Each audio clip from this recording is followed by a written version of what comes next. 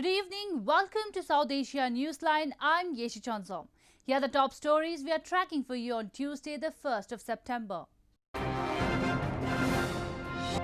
India mourns former President Pranab Mukherjee amid COVID-19 pandemic. Authorities in Pakistan-administered Kashmir continue to turn deaf ears to public concerns.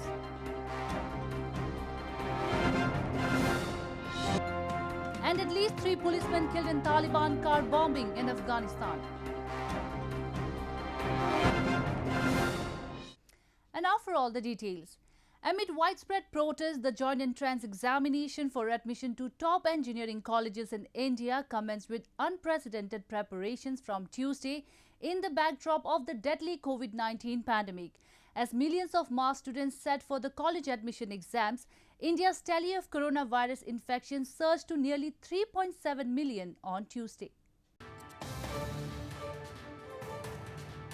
The joint entrance examinations or JEE Main for admission to top engineering colleges in India began across the country on Tuesday with precautions amid COVID-19 despite protests by opposition parties and some students.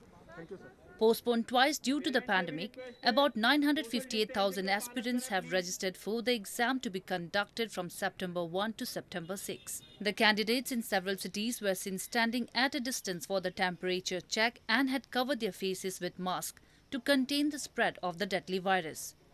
Sanitiser साथ में लेके जा रहे हैं, mask proper है और अपना पूरा फुल बॉडी चेकअप कराया है ताकि हम देख सकें और देख रहे हैं तो डिस्टेंस बहुत ज़्यादा है तो इस वजह से.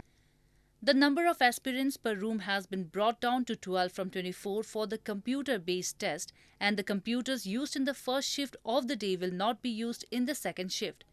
As per the SOP in place, before the start of each shift and after the last shift ends, all seats including the workstation and keyboards will be disinfected. India's Education Minister Ramesh Pokhriyal wished the students and said the two crucial exams JEE and NEET for admission to medical courses are being held to ensure that students don't lose an academic year amid the pandemic. Meanwhile, as government refused to defer the exams, India's tally of coronavirus infections surged to nearly 3.7 million on Tuesday. Despite rising cases, India recently relaxed more restrictions and has announced that urban metro trains can resume services from September 7 in an effort to avert more serious economic damage. India's former President Pranab Mukherjee, who passed away on Monday at the age of 84 following a 20-day battle with multiple ailments, was cremated with full state honours on Tuesday. Prime Minister Narendra Modi said Mukherjee, a towering statesman, has left an indelible mark on the nation's development. The country is observing a 7-day state mourning following his demise. India on Tuesday paid tributes to former Indian President Pranab Mukherjee, who passed away at the age of 84 on Monday evening in New Delhi. Mukherjee, who had tested positive for COVID-19 on August 10, was in a state of deep coma and on ventilator support at the Army Hospital in the Indian capital after coming down with a lung infection. Indian President Ramnath Kovind, Vice President M. Venkaiah Naidu and Prime Minister Narendra Modi, along with other leaders across the political spectrum, paid their last respects to Mukherjee at his residence in the national capital. Prime Minister Modi, while posting on Twitter an earlier picture of him touching Mukherjee's feet in reverence, described him as a scholar par excellence and a towering statesman who left an indelible mark on the nation's development. Later in the day, Mukherjee was cremated with full state honours at the New Delhi's Lodi Road Electric Crematorium. His son performed his last rites, while his family and relatives paid their last respects clad in PPE kits. While conforming to COVID-19 protocols, an army contingent gave a guard of honor and gun salute to the former president. सार्वजनिक जीवन में इतना लंबा contribution करना शायद अपने आप में एक बहुत बड़ी उपलब्धि थी प्रणवदा की. सबको साथ रखने की कला उनको महारत थी. जब सत्ता में थे तो विपक्ष के लोगों के साथ तालमेल बिठाने में हमेशा वो काम करते रहे. जब विपक्ष में रहे तो एक रचनात्मक विपक्ष की भूमिका निभाने में भी कभी पीछे नहीं हटे. A veteran politician who served as foreign and finance minister in previous administrations, led by the now opposition Congress party, Mukherjee had friends on both sides of the political divide. The country is observing a 7-day state mourning following his demise. Moving on, locals in Pakistan-administered Kashmir have blamed the stooge government in the illegally occupied region continues to ignore their basic demands and has put them on pity of circumstances. They claim the establishment only helps Islamabad fill their treasuries through economic depredation while making hollow promises to bring development in the region.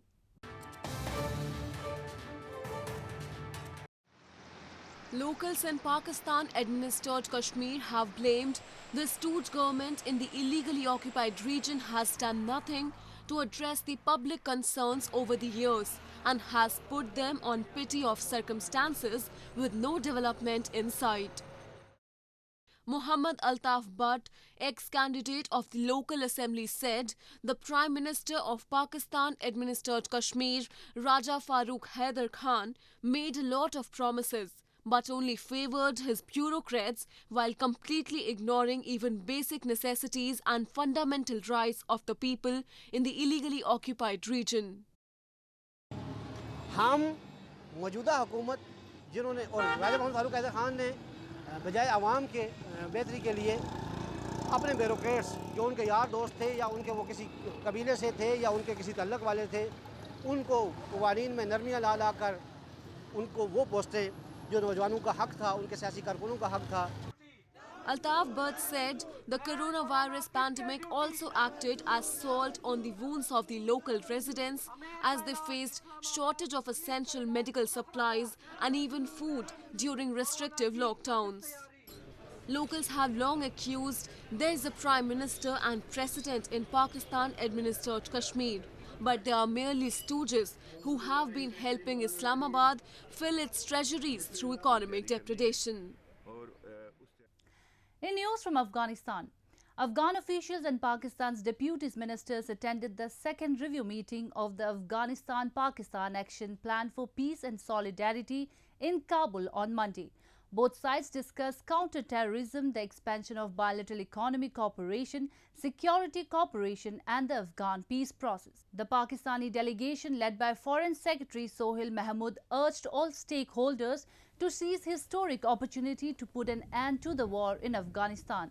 Later, Afghan Deputy Ministers for Foreign Affairs Mirwais Nab, who led the Afghan side at the press conference on Monday, said Pakistan's fence building along with Durand Line and shelling by Pakistani forces were shared with Pakistani officials at the meeting. He added that the problems of Afghan refugees in Pakistan as well as strengthening Kabul-Islamabad relations, trade and transit issues were also discussed. More on news from Afghanistan. A car bomb blew up near a police base in Afghanistan's eastern city of Gardez on early Tuesday morning, killing 3 police officials and wounding 5 others in an attack claimed by the Taliban insurgents, local media reported. According to the police, the attack started at 5 a.m. local time with a car bomb and was followed by a brief gun battle ending when the 2 attackers were killed by the security forces. A Taliban spokesman in a statement said the rebel group was responsible for the attack. The attack comes at a time when the United States is encouraging peace talks between the Afghan government and the Taliban while preparing to withdraw the last US troops to end almost 19 years of war. Moving on to news from Nepal. The Nepal government has decided to allow a Bahraini Royal Guard expedition to climb a Himalayan mountain in September, even though tourists are not yet permitted in the country because of COVID-19 restrictions. The year 2020 has seen a washout for tourism and trekking in Nepal since the country announced its COVID-19 lockdown in March.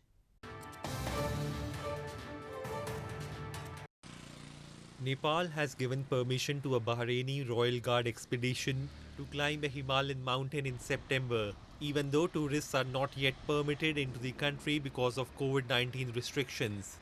Spokesman to the Nepal government, Dr. Yuvraj Khatiwada, informed around 18 members of the Bahrain military expedition from the Royal Guard will be climbing Mount Manaslu in the central Nepal, a 8,163-meter high peak That is the world's 8th highest. The team will arrive on a charter flight in mid-September and stay a week in quarantine according to the COVID-19 protocols before the summit starts. संस्कृति पर्यटन नागरिक उड्डयन मन्त्रालयको प्रस्तावमा आगामी September 15, 2020 पछि बहराइनका राजकुमार सहित 15 जना बहराइनी र 3 जना ब्रिटिश नागरिक गरी जम्मा 18 जना को टोलीलाई स्वास्थ्य तथा जनसङ्ख्या मन्त्रालयले जारी गरेको मापदण्ड पालना गर्ने गरी नियम अनुसार नेपालको लोबुचे र मनास्लु हिमाल आरोहण गर्नको लागि चार्टर फ्लाइटबाट नेपाल आउन अनुमति दिने. This comes as the year 2020 has been a washout for tourism and trekking in Nepal after expeditions that were already preparing to climb Mount Everest and other Himalayan peaks were told to get off the mountains after the country announced its COVID-19 lockdown in March. Assumed to have limited vegetation because of harsh climatic conditions, farmers in India's Himalayan desert of Ladakh are now exploring new ways to cultivate seasonal vegetables and fruits which are grown in warm weather areas. Have a look.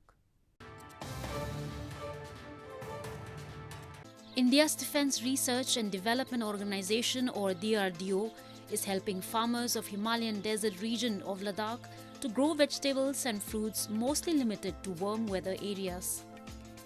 The arid Himalayan region has limited vegetation because of lack of water and harsh climate conditions.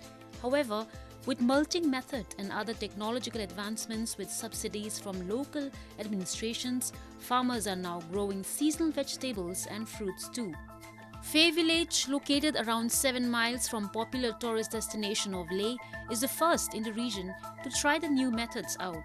जो crop जिसके हम ये मानते हैं कि ये सिर्फ नीचे ही हो सकती है, ये हाई एल्टीट्यूड कोल्ड रीजन में नहीं हो सकती करके, वो एक उदाहरण है कि यहाँ भी लोग उगा सकते हैं. बेशक उसके लिए हमें टेक्नोलॉजीज और एप्रोप्रिएट जो एसिमिलेटेड एनवायरनमेंट से वो देने पड़ता है.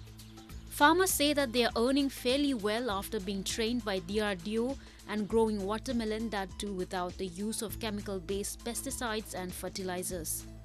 The producers are used to fulfill local demand as well as sold to the Indian Army stationed in the region, who earlier had to source food items from mainland India. Devotees in parts of India's western Maharashtra state bid farewell to Hindu elephant-headed god Ganesha by taking out small processions following protocols in place amid the COVID-19 pandemic. Idols of Lord Ganesha are immersed in water bodies, marking conclusion of a 10-day-long religious festival. Devout Hindus in parts of India's western Maharashtra state bid farewell to elephant-headed god Ganesha after 10 days of his birthday celebrations and took out limited processions on Tuesday amid the COVID-19 pandemic. In Maharashtra's Mumbai city, devotees in small groups gathered at the famous Juhu beach, where they performed Hindu rituals like offering special prayers before the immersion of the idols into the sea. The immersion ceremony, known as Visarjan, signifies divine entities returning to their abodes after being the guest of the devotees on the occasion of Ganesh Chaturthi. हम लोग पहले आते थे बहुत धूमधाम से, नाच गाना खाना पीना, पब्लिक ऐसा इतनी जमा हो जाती थी, प्रसाद बांटते थे, भगवान की पूजा करते थे, बहुत खुशी खुशी से करते थे. लेकिन अब एकदम सुनसान पट्टी पड़ी है. कोई गाना नहीं गा सकता है, कोई भजन नहीं कर सकता है. कोविड के लिए सब लोग घबरा रहे हैं.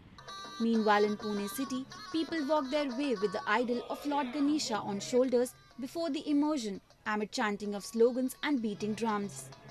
During Ganesh Chaturthi festival, devotees buy decorated and colourful Ganesh idols and establish them in their homes and revel in religious pageantry. Well, that's all we have for you from South Asia this evening. Now our viewers can watch the show on SouthAsiaNewsline.com.